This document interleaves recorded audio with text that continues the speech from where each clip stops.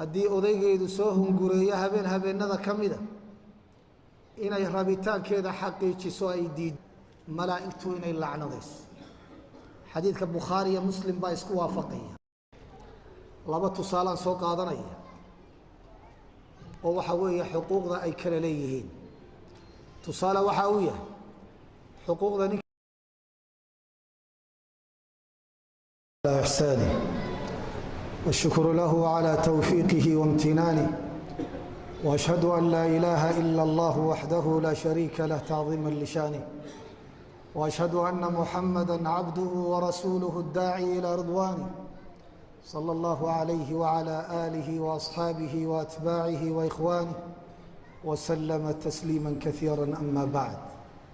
ولا ليال waxyaabaha sharcigu ilaaliyey ee uu daneeyey waxaa ka mida qoyska muslimka iyo sida uu dhisan yahay. sharcigu siyaabo kala duwan buu u ilaaliyey, laga bilaabo halka laga unkayo ilaa waxa weeye dhammaadkiisa laga gaadhayo axkaam aad u kala duwan oo aada u ballaadhan oo aada u faahfaahsan ayuu sharcigeenu jideeyey. ujeeddooyinka ugu waaweyn ee laga leeyahayna ay tahay qoysasku inay dhisnaadaan oo sidii sharcigu u jideeyey dantuna ay ku jirta ay u jiraan, si waxa weeye mujtamaca muslimka ahi u dhisnaado oo u adkaado. ka fitantu badato, jahligu u bato,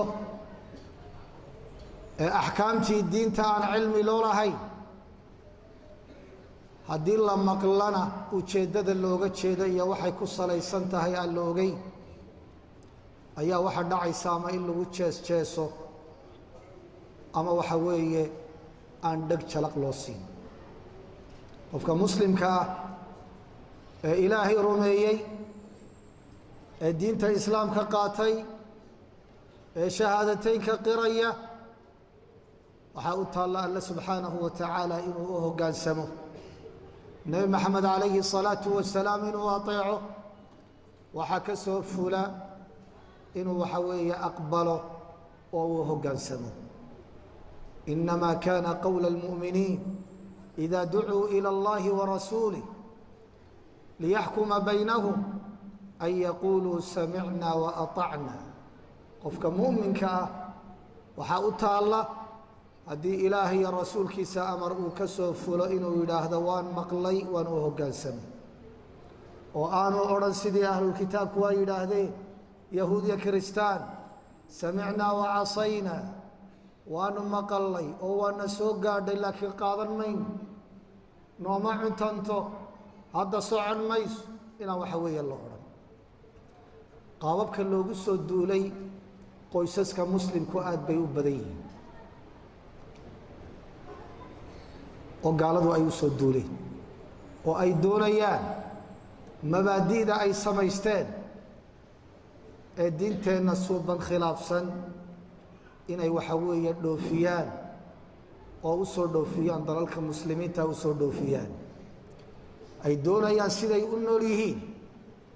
in waxa weeye loola noolaado. ay doonayaan sida qoysaskoodu u baaba'een in innagana qoysaskeennu u baaba'aan. waxyaabaha laga duulaya waxaa ka mid a ee mabaadi'da ay ka dhigteen in dagaal iyo colaad laga dhex abuuro ragga iyo dumarka, oo gabadhii lagu abuuro waxa weeye ragga inay iska xorayso, ka madax bannaanaato, xilal qabato, waxa weeye siday doonto ay yeesho.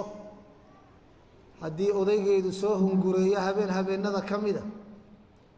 inay rabitaankeeda xaqiijiso ay diiddo oo waxa weeye siday doonto ay yeesho, meeshay doonto ay u safarto, taana waxa weeye loogu kaalmaynayo in la jideeyo qawaaniin waxa weeye ilaalinayso difaacaysa. walaalayaal,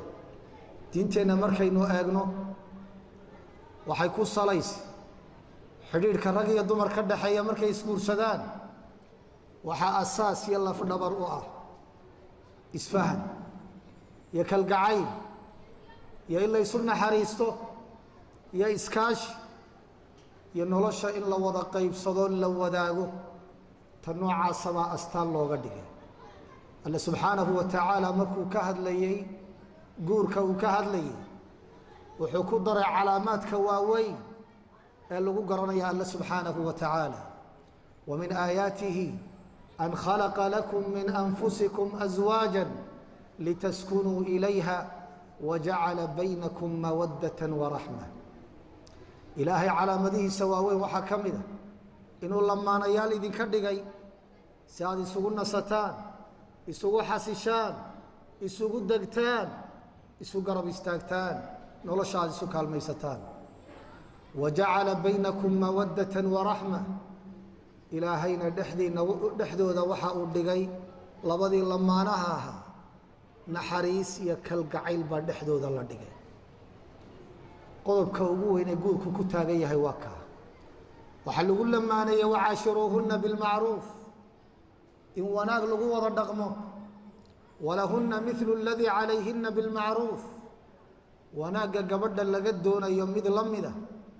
ayay iyaduna leedahay buu ihi alla subxaanahu wa tacaala mid walba xuquuqaa loo sheegay mid walba xuquuqaa loo sheegay si cadaaladda loo ilaaliyo xuquuqda cidda u qaybisay innaga maahe waa allah rabb اlcaalamiin oo inooga cilmi badan oo inooga aqoon badan wixii inoo dana inaga cadaalad badan inaga aftahansan danaheenna inooga daacadsan oo aan waxba inoo qarinayn waxna aan inoo maldahay ilaahaasaa kafaalo qaata mid walba xaqiisa in la ilaaliyo waxaa la waafajiyey axkaamtaas waxa u cuntamaya abuurka ragga iyo dumarka ilaahay uu kala abuuray laba tusaalaan soo qaadanaya oo waxa weeye xuquuqda ay kala leeyihiin tusaale waxa uu yahay xuquuqda ninka lagu leeyahay waxaa ka mida gabadha inuu biiliyo hoy inuu dejiyo ama ha u kireeyo ama mid hantiya ha u dhiso inta awooddiisu tahay hadduu buul gelinayo jiingad gelinayo dabaq gelinayo hanti iyo kiro isagaa laga doonayaa hooge meeshay u hoyan lahayd inuu keeno masaariifteeda inuu keeno iyadaya waxa ay dhashay inuu daweeyo iyo caafimaadkeeda iyo wixii ku saabsan walow masalada dawada culimmadu ay isku hayaan waayo wax mar walba taagan maaha xaalad mar walba taagan maaha laakiin curfiga hadda jira dawaduna waa la socotaa xaqa noocaasa waa xaq gabadhu ay leedahay waxay ku yeelatay meherinta la meheriyey waxay ku yeelatay nafteeda inay u hibaysay oo ay u fasaxday ninkaa guursaday ayay ku yeelanaysaa xaqa noocaasa ninka haddii duruuftu ku adkaato haddii camal la-ani ay ku dhacdo hadduu shaqo beelo gabadhu xitaa hadday hanti leedahay buug bay u furaysaa dayn bay ku qoraysaa waxa weeye maalintuu shaqo helo ayay ka goosanaysaa haddaanay gobonnimo samayn xaq bay u leedahay xaashaay maanta biilka iga sii bixi 50 kun baanu qaadanaynaa meel bay ugu qoraysaa welibana ka dhibi maysa wixii ku fillaa ee iyada u cuntamayay ayay waxa weeye ka qaadanaysaa oo ay ku leedahay waxaa dhacday xilliyada qaar nin dhalinyaro ah oo asxaabtaydiiya 10 sano ka hor bay ahayd jaamacaddan fasax kaga imi markaan dikrigii koowaad dhiganayay nin raggii ila midka ahaa ee aan burco kaga tegay baa yimi xaas buu leeyahay nin akhyaar wuxuu ihi maanta xasanow gurigii ku laaban maayo ilmo yar baa ii dhashay oo gabadhu waxay tidhi biilkayga haddaad soo qaban weyday labadeennu waynu qadaynaa laakiin daasadii caananiidooga ahaydee ilmaha yar baa dhammaatay wallaahi inaadan guriga soo gelayn ilaa aad daasaddaa keento duhurkiibuu magaalada meeraalaysanaya dabeedna anaa ku soo baxay anuu daasadii caanaha iga qaado gabadhiina labada lugood baa isu saara gurigii bay fadhidaa ninkiina bannaankuu wareegayaa daasadiibuu ku maqan yahi وحقي لذا لو joojin maayo duruufihiisa iyo waayihiisa waa xaq lagu leeyahay hadduu soo qaban waayo ama shaqaysan waayo ama duruuftaasi ay raagto ay u dul qaadan waydo xaq waxa sharcigu u siiyay maxkamadda tagtay inay tiraahdo ninkani mas'uuliyaddeeda ma qaadi kara laga sii daayo amarna waxa loo haystaa in laga furdaamiyo haddii xaqeeda looga soo bixi waayo waa hal mas'alo waa hal tusaale waa xaq dumarku ay ragga ku leeyihiin maanta waxa la wadwadaa xaq labaad oo raggu ay leeyihiin oo ninku xaaskiisa haddii uu damaaciyo xaaskiisa u baahda ilaahay u xalaaleeyey si uga dhowrsoonaado xaaraanta inuu xaaskiisa xodxoto oo uu xaaskiisa u yeedho furaashkiisa ugu yeedho waa mid ilaalinaysa xidhiidhka labada qof ka dhaxeeya lafteedu xaalad walba ma taagna bal sharcigeenna waxaa ku sugan xaalado gabadha ay ku waajibayso nafteeda inay ninkeeda u diido xaalad ay xaaraan ka tahay ninka inay aqbasho ninkii qabay inay aqbasho waa wada garanaysaa dhiiggii caadada hadday leedahay haddii maalin ramadaan ay sooman tahay ama soom kaloo waajiba ay sooman tahay oo ninkeedu soo damaaciyo gabadhii waa ka xaaraan nafteeda inay u dhiibto ninkeedii qabay waxaa kaloo iyaduna waxa weeye meesha taalla haddii gabadhii ay xanuunsanayso ama gabadhii ay ku dhib mudanayso galmada oo qoladii caafimaadku ay ku yidhaahdeen ninkaagu intaasoo bilood yaanu ku dhowaan xanuunkaasaad qabtaa dhibkaasaa ku soo gaadhaya warkeeduna uu cad yahay xaaladaha noocaasee dhibku soo gaadhayana dhibka inay iska celiso xaq bay u leedahay laakiin gabadh biilkiina qaadanaysa oo maanta waxay ku quraacatay iyo waxay ku qadaysay iyo waxay ku cashaynayso iyo meeshay u hooyanayso ninkii ka sugayso ilaahay uu saaray caafimaad qabta wax dhibi aanu jirin in waxa weeye nafsad baanan u ahayn iyo ikhtiyaarkaygaan fulinaya inay u diiddo nafteeda u diiddo waa ta sharcigu uu ka hadlayo wuxuu gaadhsiiyey nabigu calayhi salaatu wasalaam haddii ninku xaaskiisa uu ugu yeedho gogashiisa marna waa u galmoonayaa marna waxaa laga yaabaaba galmaba maahe waa faraka ciyaar oo ay diiddo wuxuu nabigu ku sii xidha calayhi salaatu wasalaam kadibna uu u cadhoodo hawshaa uu ka cadhoodo ay ka cadhaysiiso lacanatha almalaa'ika malaa'igtu inay lacnadayso xadiidka bukhaari iyo muslim baa isku waafaqaya axaadiista nabiga ka timi calayhi salaatu wasalaam waa kuwa ugu sixada badan culimmada islaamka waxay aqbaleen dhammaantood mar haddii la yidhaahdo xadiidka bukhaari iyo muslim baa isku waafaqay in la aqbalo waan hadal laga keenin hadday tahay nebiga ma ka sugan yahay calayhi salaatu wasalaam wax hadala male waa in la aqbalo wey xadiidka noocaasabaa dadka qaar hadda ku jeesjeesaya malaa'ig baa ku lacnadaysa ilaa kaana aladii fi samaa'i saakhitan calayha allihii xagga sare joogay ee samada inaga xigay ayaa u cadhaysnaanaya ilaa uu ka raali noqdo duruufaha iyo waayaha ku xeeranna waynu tilmaanay walibana ninku wuxuu haystaa jaanisyo badan buu haystaa khaladka ay samaynayso waa ka waaninaya faaciduuhun inuu gabadhii waaniyo u caqli celiyo axaadiistaa u sheego xaqiisa u sheego xuquuqda uu bixinayo uu u sheego waa mid waxa weeye meesha taallo wey mar labaad waxaa taalla inuu ciqaabo ciqaabtaasina mid walba ama meel walba ta ku habboon inuu ku eego ciqaabaha waxaa ka mida sharcigu sheegay inuu gogasha kaga fogaado waxaa ka mid a xaasas kale hadduu leeyahay inaanu ku soo noqon ilaa ay nafteeda u dhiibayso oo uu xaasaskiisa kale iskala joogo ilaa ay telefoonka ka soo wacaysay ku odhanayso diyaar baan ku ahay kaale inuu bil iyo 2 bilood hadday gaadhayso intay isu diidaysa inuu ka maqnaado inuu de guursadaan iyaduna haddii ilaahay u fududeeyo waa mid u furan wey oo mar walba meesha u taalla waxaa ka mid ah ciqaabaha la ysku ciqaabayo gabadho hadday sidaa u madax adeygto inuu biilka ka joojiyo waxaan nidhi guurku wuxuu ku dhisan yahay isfahan iyo kalgacayl iyo isu tanaasul ayuu sharcigu asal uga dhigay hadday xisaabi timaado oo gabadhu waxeedii ay ku xisaabtantay ninkii u diido isna biilkiibuu goosanayaa oo sharcigu u ogolyahay inuu biilka ka joojiyo waxaa kaloo laga yaabo dadka qaar inay saamayso haddii gabadhii ay ugu hoggaansamayso garaacitaan